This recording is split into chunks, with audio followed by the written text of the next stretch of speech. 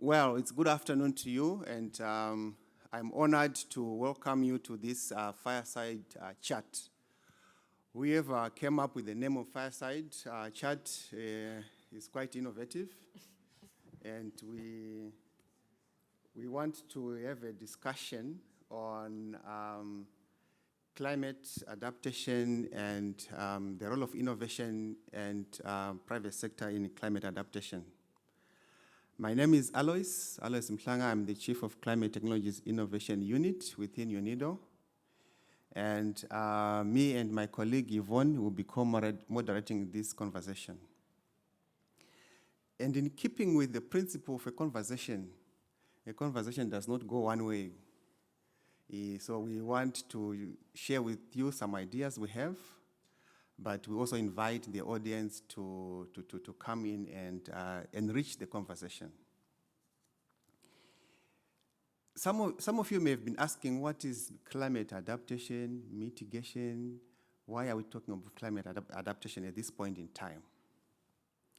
The fact is that even if we are to stop emitting all the greenhouse gases today, which is not going to happen, we are already living with a climate that is changed. There are changes in weather patterns. There are changes in temperature patterns. The rain doesn't come. We also have a lot of diseases that are popping up. The agriculture sector is having to do with all these changes. So we are already living with a changed climate. Therefore, it is imperative on us to adapt to this change. The conversation on mitigation, on climate mitigation, can never be complete if we just focus on reducing greenhouse gas emissions. We need to support communities, we need to support industries, we need to support economies to transition to climate resilient economies. The World Economic Forum recently highlighted the most severe risks that the global economy is going to face in the next 10 years. The first one is climate action failure. The second one is extreme weather events. The third one is biodiversity loss. All these talk to the need for climate action for us to adapt. And among others, in the top 10 include human environment damage and natural resource crisis. Because of a changed economy, we are exploiting our natural resources more than the world can actually regenerate. They also indicated global risk outlook of 2021.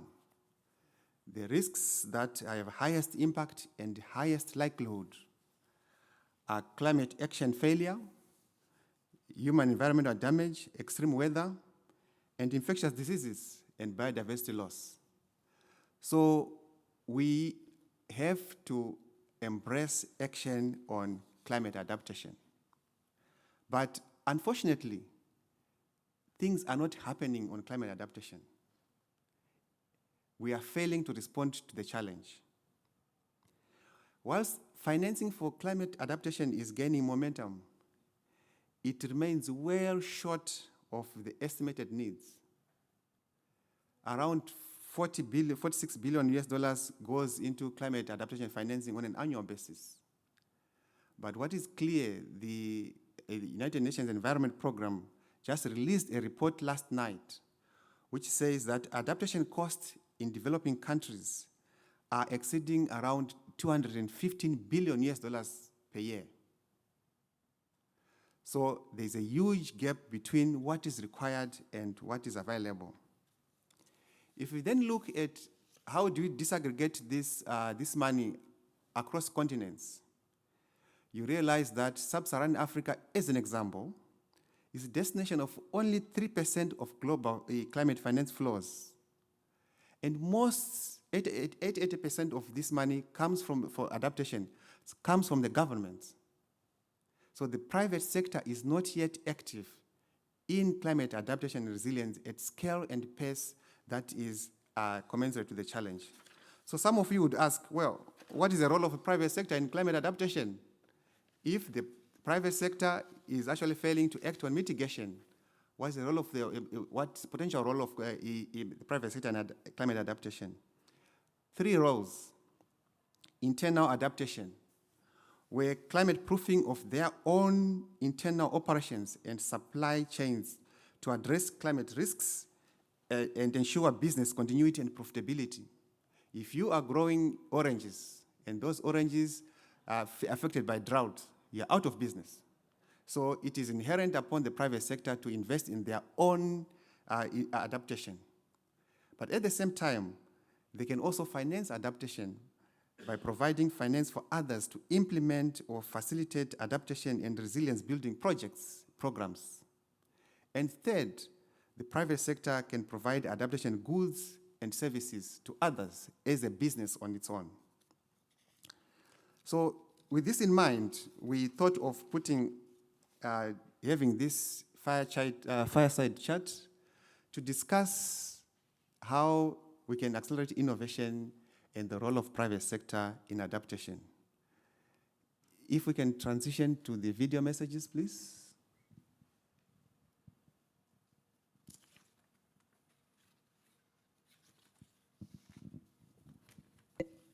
Greetings to all at the International Vienna Climate and Energy Forum.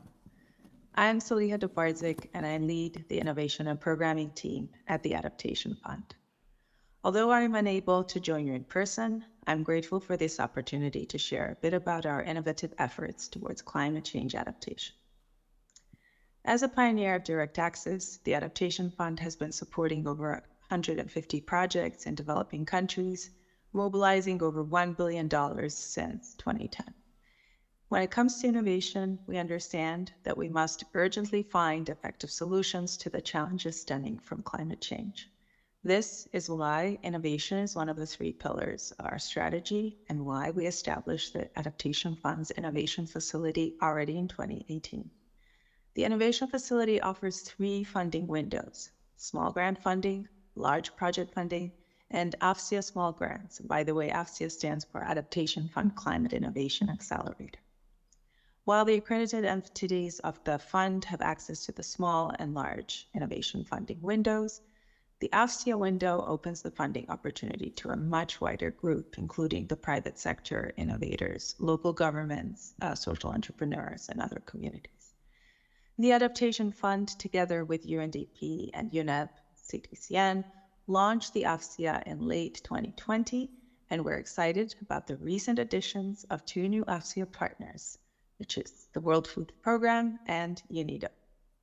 Currently, our innovation portfolio encompasses 9 small projects, 1 large project, and around 50 AFCIA grantees. Their efforts include developing new products and services in the communities impacted by climate change and co-creating holistic solutions together with the communities, academia, and the private sector. Moreover, I'd like to highlight the opportunity for scaling up innovative adaptation projects, especially from the small grants and AFCIA windows to the large project window of the Adaptation Fund. Any vulnerable sector is eligible for support. To conclude, the Adaptation Fund is ready to continue supporting the development and diffusion of innovative adaptation practices while encouraging risk-taking and linking to learning and sharing. Thank you, and I wish you a successful and inspiring session today. Thank you so much. And if we can also swiftly shift to another video message from the Global Environment Facility that also finances adaptation projects and programs.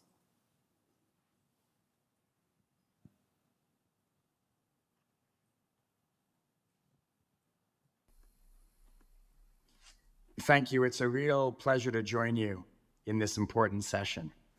My name is Jason Spenceley, and I'm a senior specialist at the Global Environment Facility.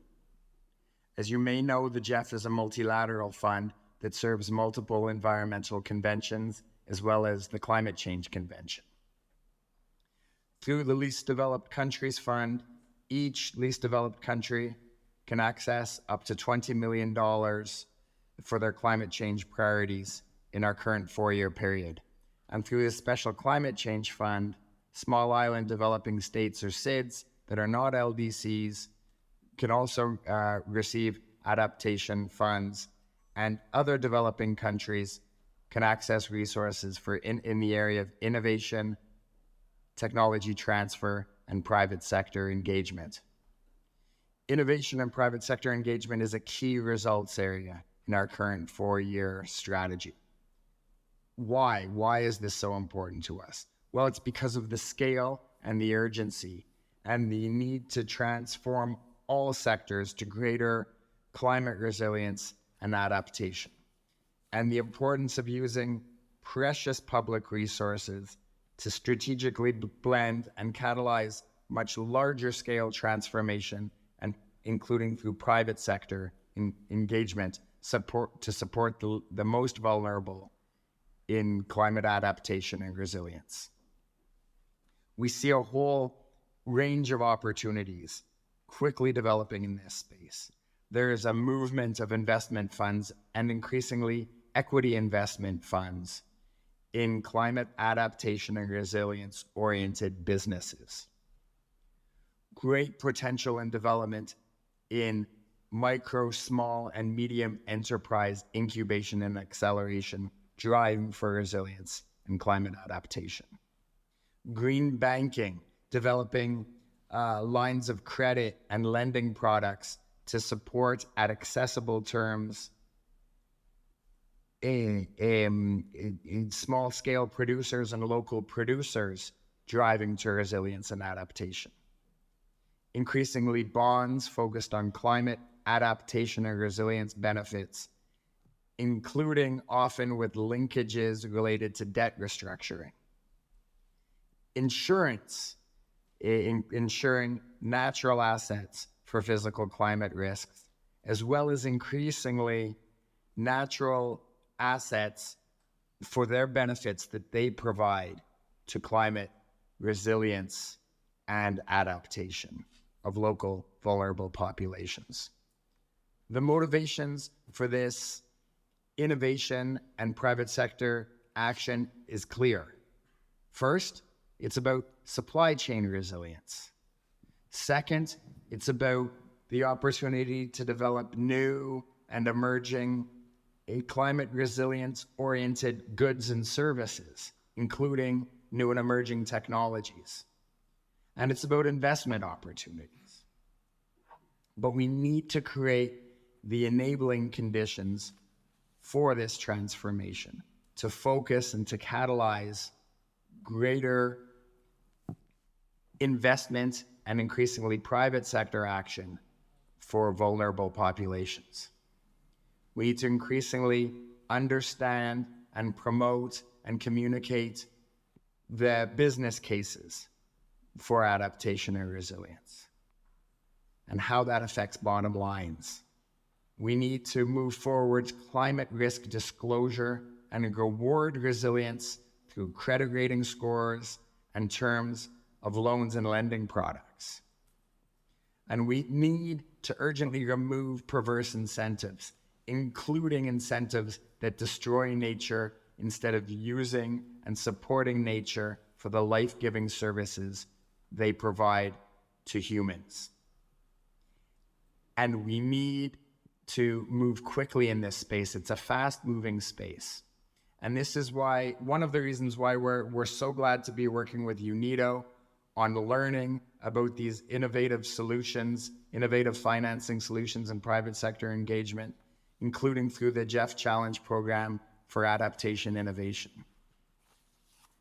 The need for finance is huge, and so is the opportunity for investment in this space, if we're creative and if we're innovative, and if we're developing non-traditional partnerships across sectors to drive to the scale of adaptation finance we so urgently need.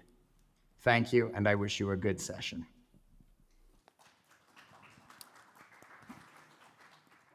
Thank you so much. And since we've gone through the introduction and the video messages, let me also hand over to my co-moderator, Yvonne, to get us started on the discussions.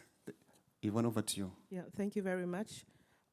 So I'll also maybe briefly just introduce myself. I'm Yvonne Loco, and I am team lead of UNIDO's Agro-Innovation and Bioeconomy Unit.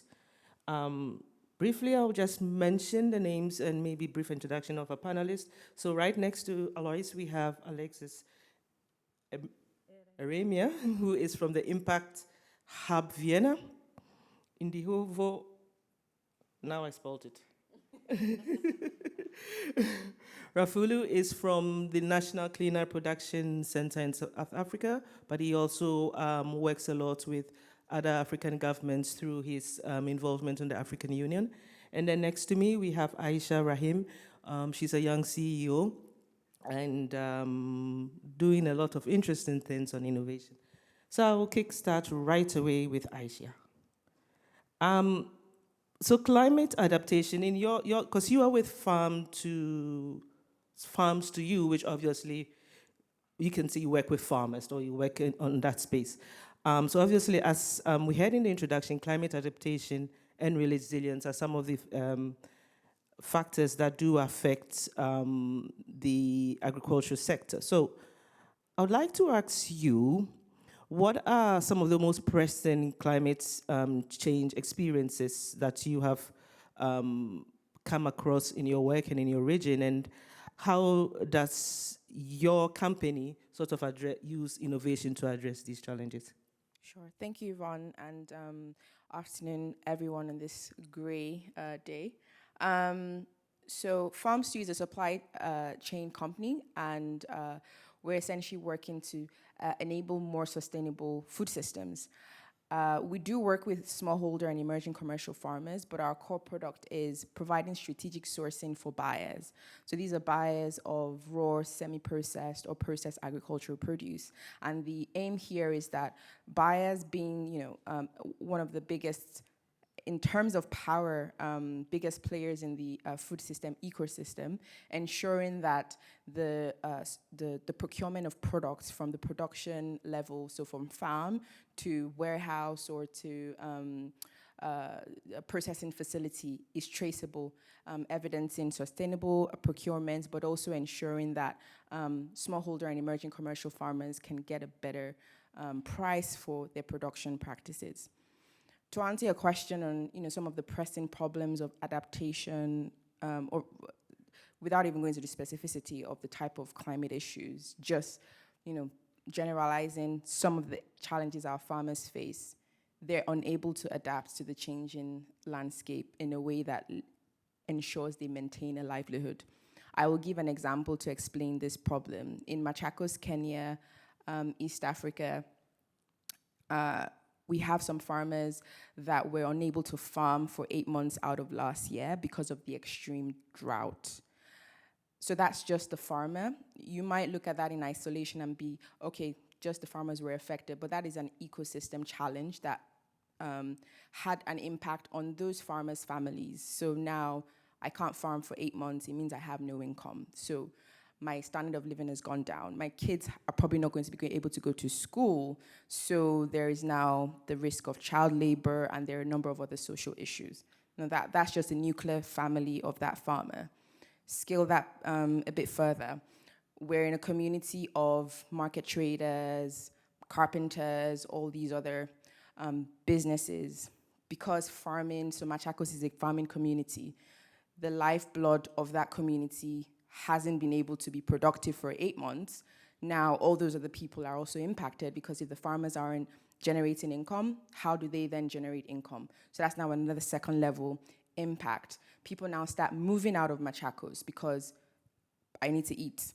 Now that is now a risk of, okay, I can't even, so food security is now an issue for the greater Kenyan community, because if the folks that are meant to be feeding us are now saying, okay, I need to look for other alternative jobs to survive, there are so many layers to the challenges that these farmers face.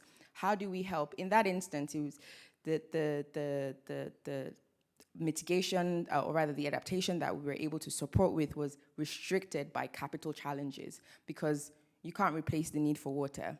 But what we have been able to do is collaborate with institutions that can help build a canal and help farmers be more proactive in an instance where that sort of issue revisits itself.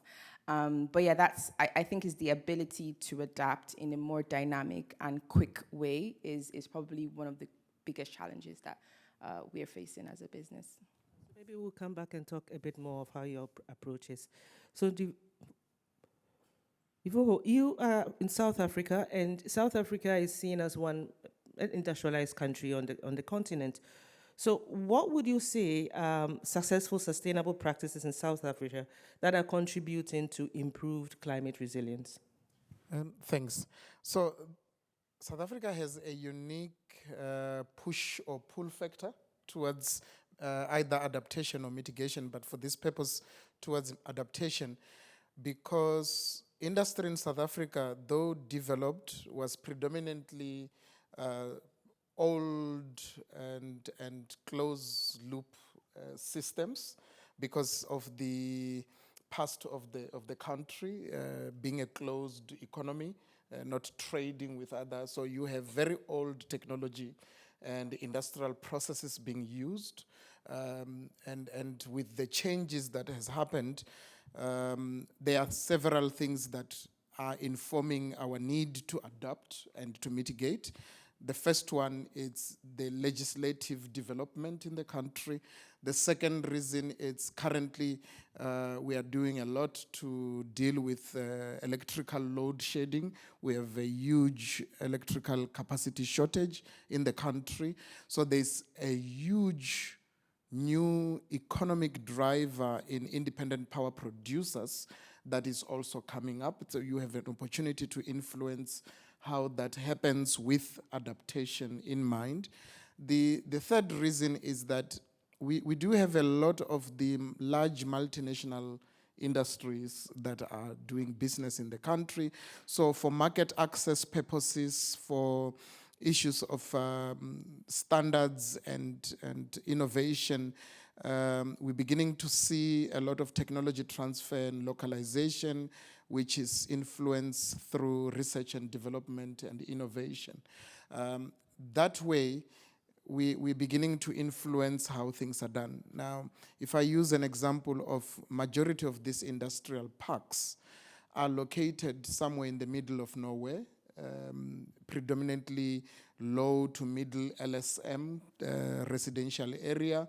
The parks are a hub of efficient, effective municipal services or systems, but the community around, if it's poor, they don't even have access to those quality services. So what you're beginning to do is within the country itself, which is amazing, you start classifying different economic zones and see how those zones influences spatial development where they are, but how that development is informed by the need to adapt and be agile to the many changes that are going on. A month ago, by the way, we almost think it's our expression of a tsunami. So the Atlantic Ocean decided it's going to visit the community, and they flooded industrial areas, they flooded communities, and you are able to use those events to say to industry, unless we become agile, resilient, and put up investments that allows for you to not only look after your assets, but get the community around to help you look after these assets. So in the past, you may stay next to those industrial parks, but you're not allowed to participate or be part of those parks. Now we bring the community and get them involved. If in the park there's a medical center, that medical center is now open for the community. If there's a school, the community gets involved. So you get buy-in from the community, you get support to industry to continue doing business in that community. So we have a unique environment where, because of the transformation nature of the country, we are able to see the process of adaptation becoming a socio-economic driver for change, and also building new skill sets in the country, and also influencing how the country becomes becoming a center for change for the continent that we are located in, and the work that we are doing. So the trade that needs to be stimulated in the country needs to also inform how we trade with our sister countries in the continent. Great. So, very interesting. I think in the next round, I would prompt you a bit more on the industrial parks and how it can actually be viewed in the case of the agricultural sector, because in some of the sessions yesterday, for instance, we brought up the issue of the agro-industrial park. So I'll just hold that thought for me. Alexis, so Impact Hub Vienna fosters innovation to address climate adaptation and resilience. Could you share some of the success examples that you have? Thank you. Our main goal is actually reducing CO2 emissions. So it's not necessarily focused on adaptation. It has a focus on climate neutrality. And it's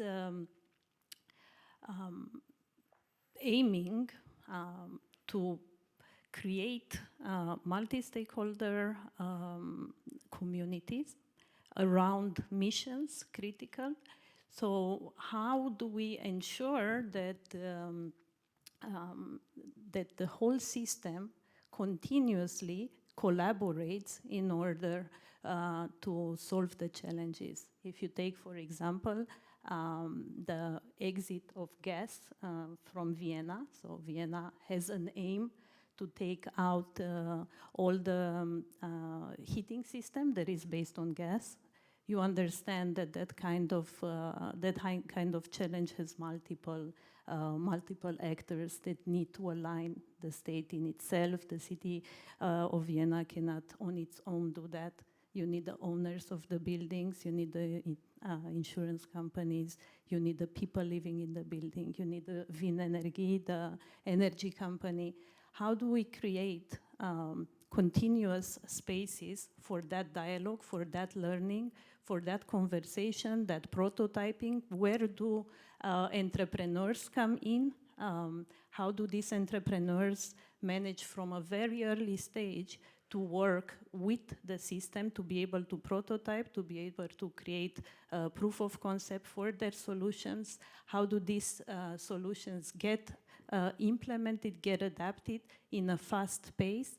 We believe that the only way is by working together, by having a space and processes where that kind of collaboration is not a one-time, it is a continuous process. And if we move to adaptation, as adaptation per se, it's also a process. This whole plug and play mentality of taking innovation, plugging it in, and solving the challenges, I think we need to challenge and think about how do we create these kind of spaces, communities, groups, clusters, mission-oriented, that can, on different local level, continuously learn, implement, and find solutions, transforming the systems that they aim to transform.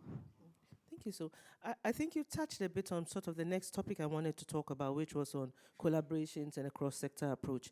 So can I pose this to you, Aisha? How does your because when you were talking about the Kenya example, for instance, that's a big issue. So how does your company collaborate with other actors to speed up uptake of solutions and products that you provide for climate change and adaptation? Sure. So I think, so the journey at Farmsy actually started by working with the farmers, smallholder and emerging commercial farmers. And we just realized that focusing purely on them doesn't drive that change, because in terms of, you look at a stakeholder metrics, they have low power, and they also have high risk.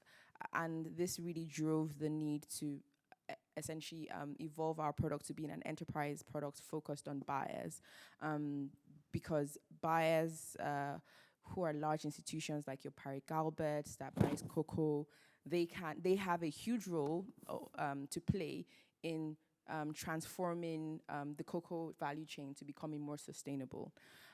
So to answer the question of how we approach partnerships and collaboration, for instance, with Machacos, we work with the Nature Conservancy, one of the largest non-governmental agencies working on better use of land, so land conservation, ocean conservation. And they helped us so they provided a grant that helped us with providing regenerative practices that could be adopted by those farmers through training, and also giving those farmers access to North American ingredient companies that could have, that paid a premium for the products. So that's a way through which partnerships help.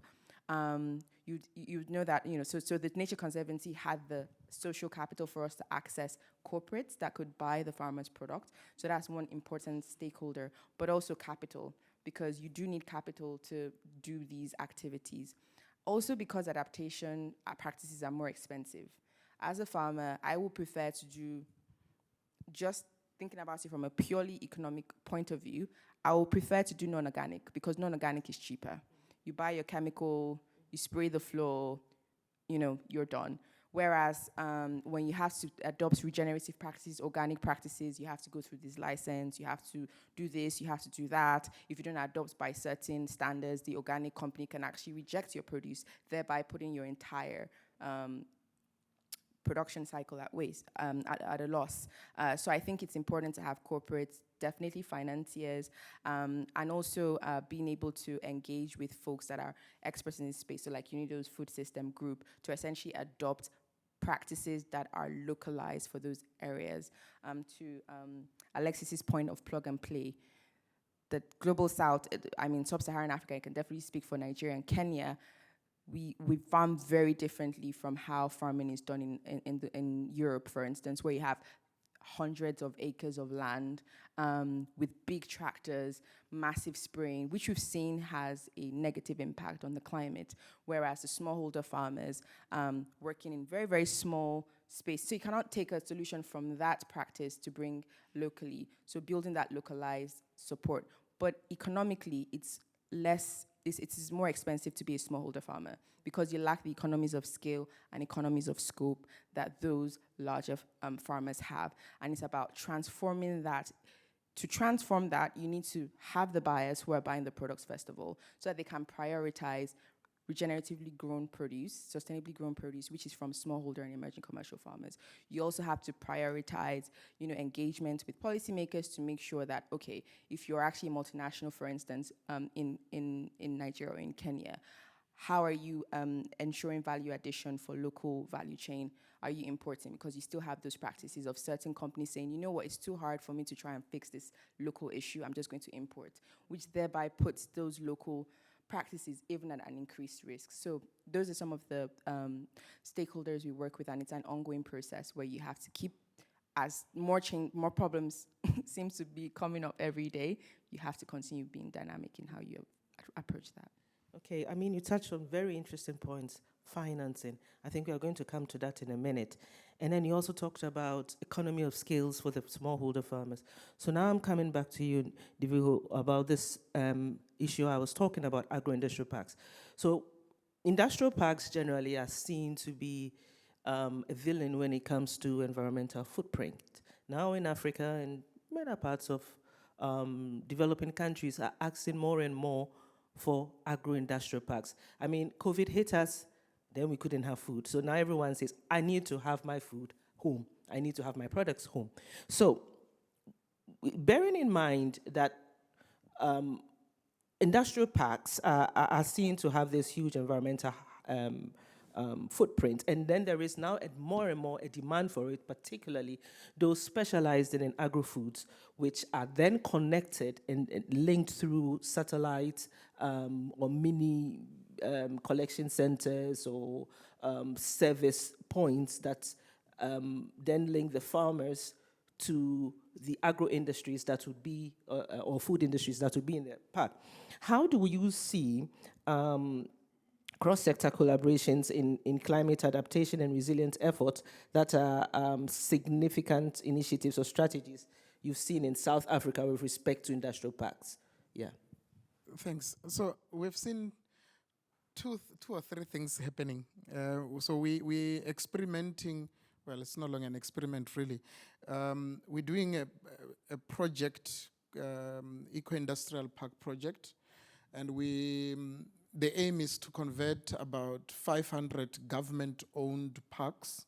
So there are about 8,600 industrial parks in the country, and 500 of those are owned by government. The rest is private sector.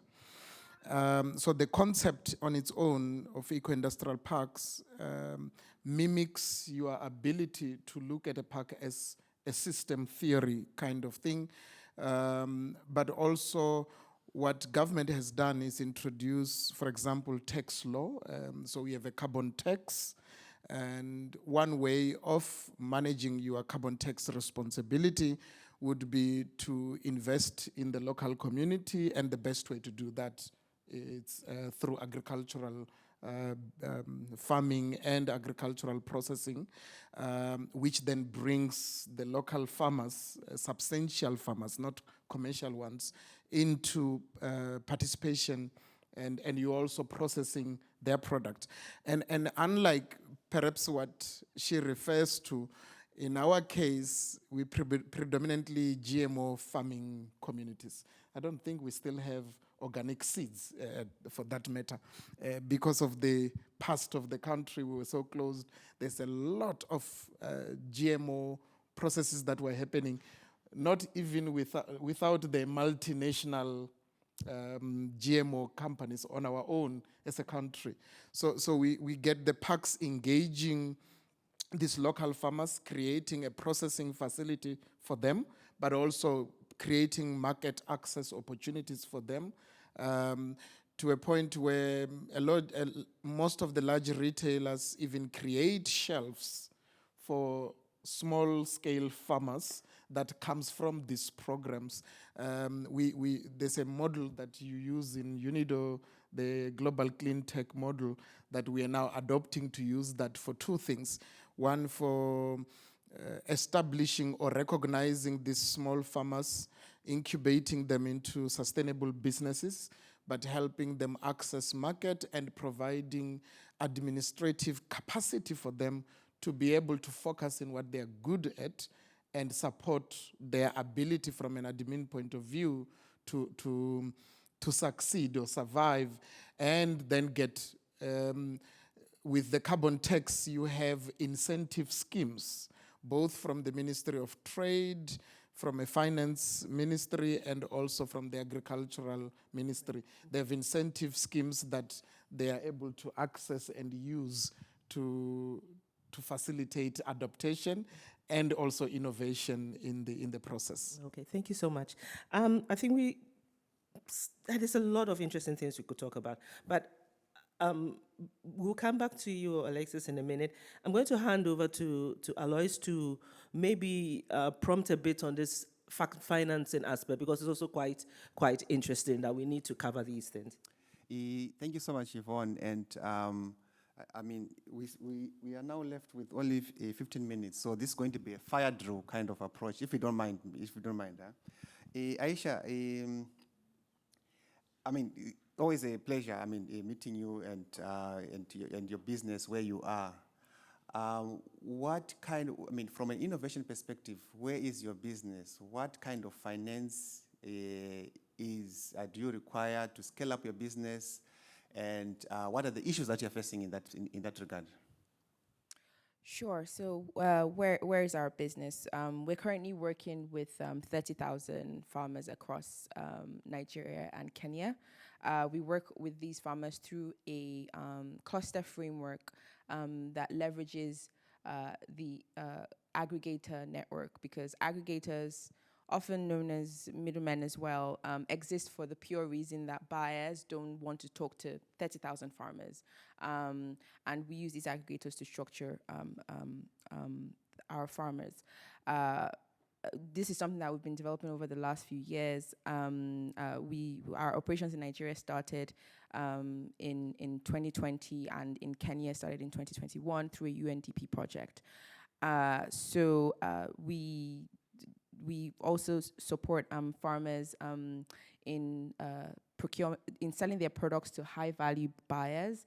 We're currently averaging 100 tons. Our aim is to get to 1,000 tons monthly in terms of trade volumes by Q1 next year, and probably close at 100,000 tons. So that's the amount of produce that our farmers are able to sell through the platform. Similar to the 30K farmers that we're working with, the aim is to increase that to 100K by next year. How do we do that? We certainly need capital. But not just any capital, we need patient capital, because this is adaptation. This is not an e-commerce business or a fintech business. This is a business that requires time to convert the impacts that you're seeing into commercial value. So not just any type of investor matters. So we did get funding from Techstars, a global accelerator US company. We've also received investment from Catalyze Fund, one of the VCs that you've worked with, which has a unique venture building that combines with capital, because capital is not the only thing you need. We need access to corporates so that we can actually get people that are working with our farmers. But yeah, I think definitely a capital need, but one of the things that we're actually looking at is, do we want VC capital? Because the current VC model typically requires a turnaround within 10 years.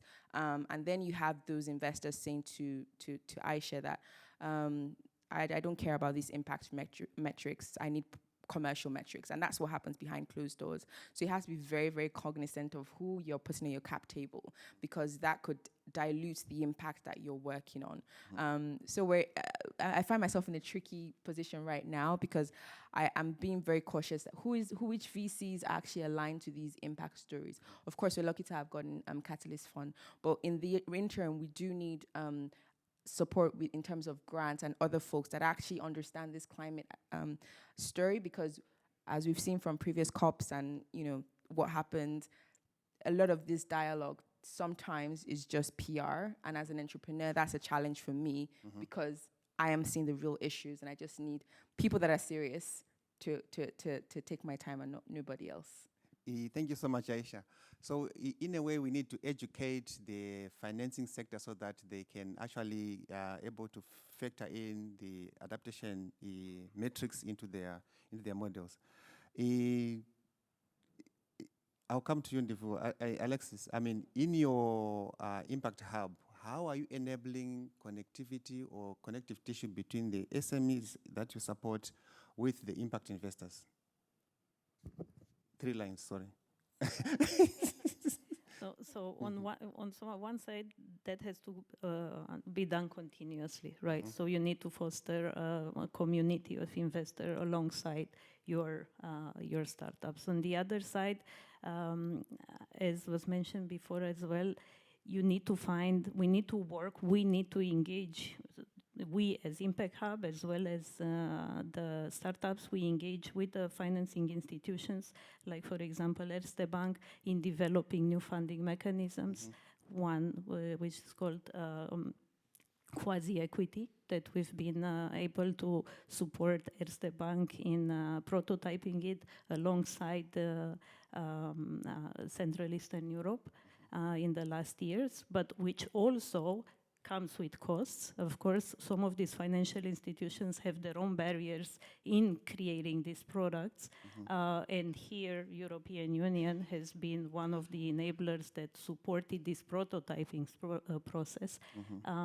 So I think back to my key point and key message, collaboration, continuous collaboration is needed in order to find the best solutions for respective target groups. Thank you, thank you. Before the question on financing, as someone who has worked in South Africa on so many projects, I'm always impressed by the various financing initiatives, be it DTI, TIA, that are available in the ecosystems, in the South African ecosystem. So the question there is, what strategies, I think from an NCPC perspective, but also from an adaptation SMEs, what strategies do we need to put in place so that we can support these SMEs to access this funding, or is it the appropriate funding for SMEs in the case of South Africa? Not really. So we have a project called Green Finance, And the aim is to help handhold small enterprises, micro enterprises, help them develop bankable business plans or business cases. And we also then handhold them in accessing those and managing those funds. So the cost of accessing the funds is high, but the cost of managing those funds is also high. So they do need support. But government, through the DTIC and the revenue, tax revenue, have developed incentive programs which gives grant as co-financing for these SMMEs to be able to access that cheaper and use them in a more reliable manner. So that has helped a lot. So in the work we do, when we identify the need, we also then help with the accessing of those resources. Thank you so much, Nivo. We have 5 minutes left, 7 minutes left. We are able to entertain questions. Any questions from the audience? Yes, sir. He doesn't have a mic. Good afternoon, Edgar Cruz, climate finance consultant. Some months ago, I conducted a survey with Central American business associations, and one of the striking answers was that 90% of the business associations on Central American countries reported financial losses due to climate impacts. Based on that, I also, part of the questionnaire said, okay, but what are you doing, no? So only like half of them, of the business association, reported that their members, the companies, are working on adaptation, basically mitigation measures, no? The solar panels, this kind of measures. And the other question is, okay, what type of capacities are you building for dealing with this? And let's say only like 20% of the business association reported, yeah, we have some like technical support for our members on climate change issues. So with those findings, and perhaps with the experience that we have heard from the panelists, is how to engage on terms of on capacity, or really to have a clear understanding on what is adaptation, on how to engage, what is the end game, because I cannot come with more and more requirements to businesses to say you have to change, you have to but they have many things to attend to. What is the end game here? Thank you. Thank you so much, sir. A second or third question, then we wrap it up. Yes, sir.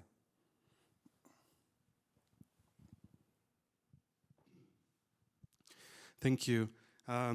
Michael, working for UNICEF with the innovation team. I'd like to address the private investment and also what Aisha said.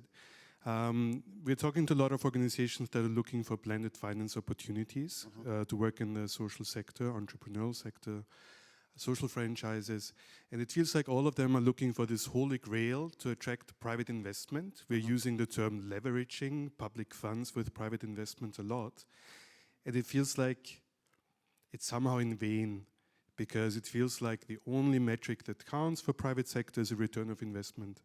While they might use this wonderful, I don't know, name sign of impact investors, at the end it's all about capital return of investment.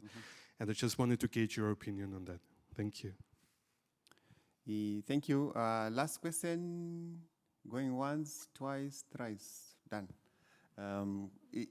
Colleagues, very interesting questions on the business associations and what capacity we need, but also issue of blended finance. Any takers, Alex? So one point to what the Central America study question was.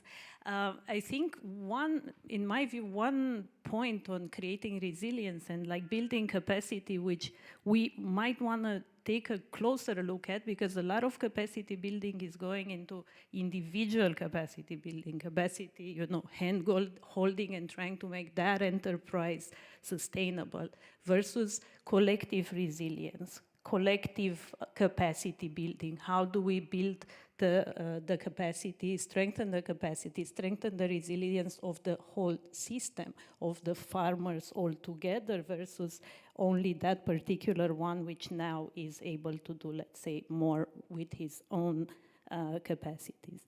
To the return on investment, I think the return on investment per se, in my view, it's not something bad. You want to have a return on what you have invested in. The maximization and the whole, like Aisha was saying, you know, the venture capital model where you're looking for 10 times the investment and the huge rates. I think this is the issue. The fact of looking for return on investment is not per se bad. I think the second point is where they are looking at is risk. And especially if we are looking at like what we are talking here, we are mainly talking about risks, and risks particularly in Africa, in developing countries, are assessed at a very high level, and we, for some reason, we don't manage as a business society to look and rethink these risk measures, to the point where I'm thinking, how can we actually, us, get together and just hack it? What can we do so that we de-risk that farmers?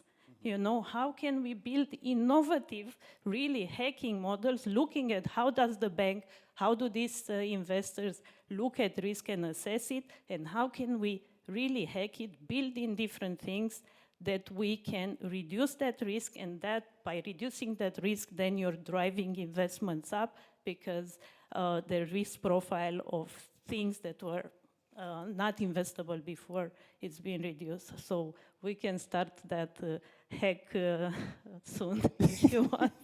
Thank you, thank you. And if we want to, two sentences. Sorry. The CSIR and the University of Cape Town at an early age developed for us a climate risk and vulnerability decision-making tool.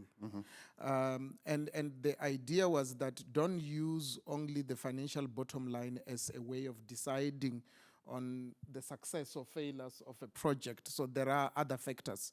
Of course, you need money because you need to have return on money, financial terms, because you need to reinvest that. But the tool allows us to look at other critical factors as a way of measuring success and also the ability to pay back the loan or the debt.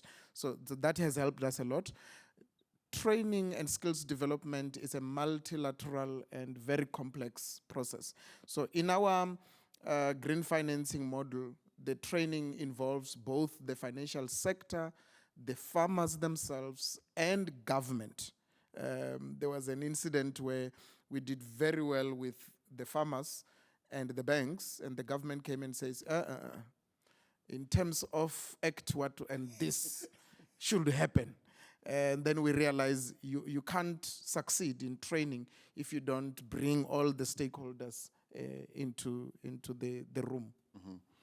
To wind down the discussion, my sister Aisha, over to you. Yeah, interesting point on ROI question. I think Alexis briefly touched on this. I think it's a case of, so yes, you can look at the profit, but there is also a cost. We need to start associating the costs of climate in the financial statements of, so you have your statement of profit and loss and your cash flow. There is an impact of the climate cost, and I think having a model around that is very important. And this is why I'm in some working groups to start driving those conversations. Working groups like Gary that has financiers and other corporates in there, and I think that is really what is going to change the conversation. Because if you're just looking at the profit line and you don't see that minus line, it starts to crowd the conversation. And it also touches into the Central American reports, because those companies, they're shrinking, and it's because they don't have sufficient, I mean, I wouldn't say solely because, but the lack of adaptation is also part of that.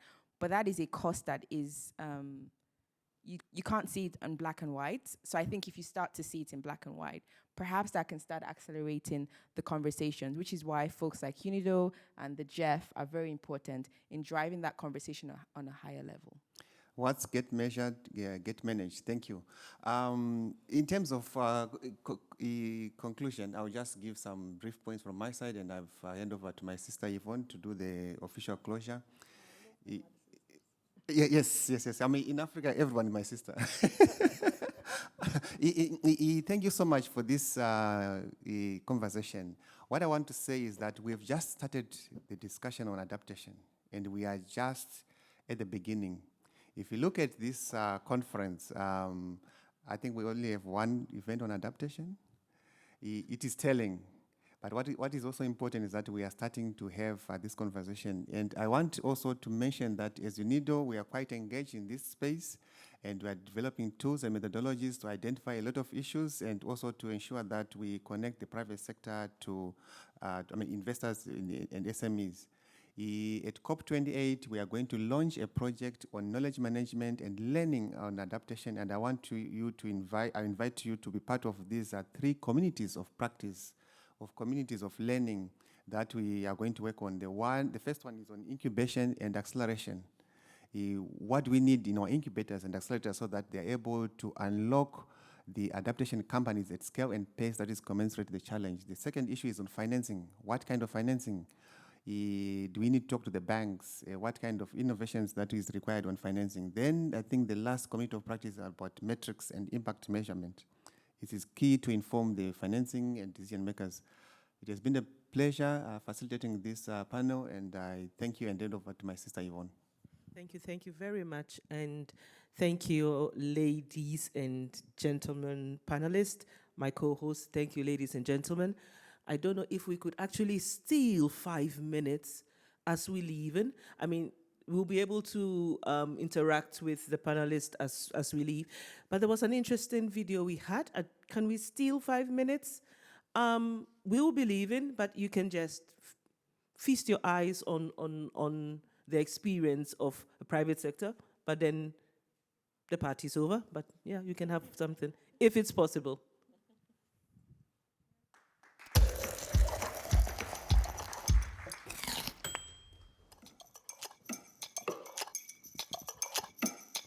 On my last trip to Paris, I discovered a coffee that I absolutely fell in love with.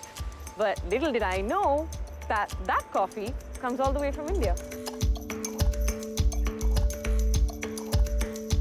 Very good coffee, and it's cultivated by Adivasi farmers, which and the whole coffee changed their life over the last 15 years, so it's amazing. Oh, wow. You like it? Yes. What we did is went to that region and found that the British was growing coffee there from 1900, and the Adivasis had nothing to do with it.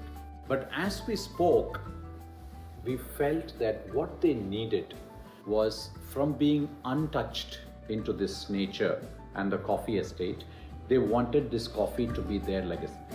So we said, why don't we get these Adivasis to create world-class coffee so that it transforms them economically, but also changes the entire region into an ecological wonderland.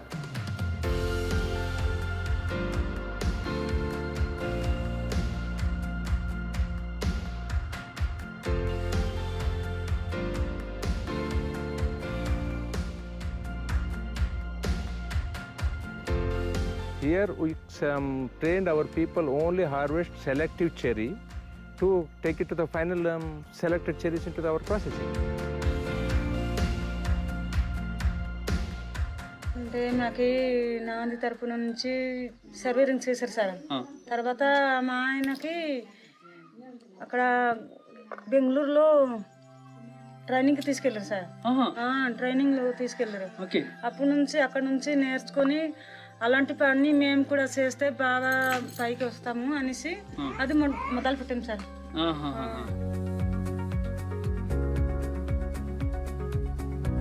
Women play a very active role right from the farm management to pest control and to harvesting.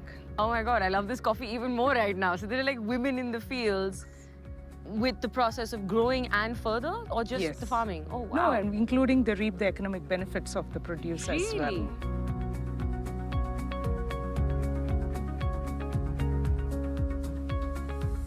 సంవత్సరంకి ఇంకా గొలుసులు పండితే 10,000 15,000 అంతే అదే వస్తుంది సంవత్సరానికి. సంవత్సరంకి. Coffee వచ్చిన తర్వాత ఇప్పుడు కాఫీ వచ్చిన తర్వాత సంవత్సరంకి ఉన్న వాళ్ళకి 1,50,000 1,50,000 వస్తుంది. What? I also want to work. Then I'm going to work with her in the field.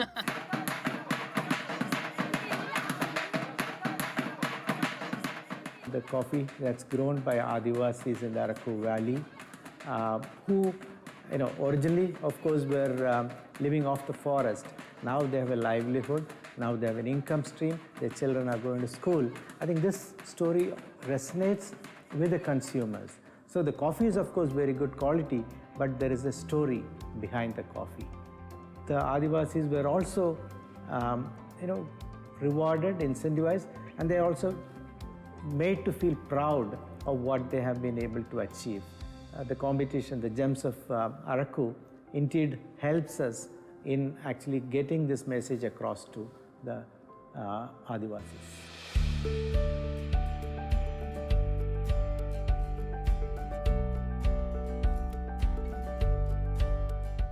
How much coffee fruit is in here? Per day, it can be 1,000 kilograms, or it can be more than 10,000 kilograms. I'm sorry, did you say per day? Per day, yes.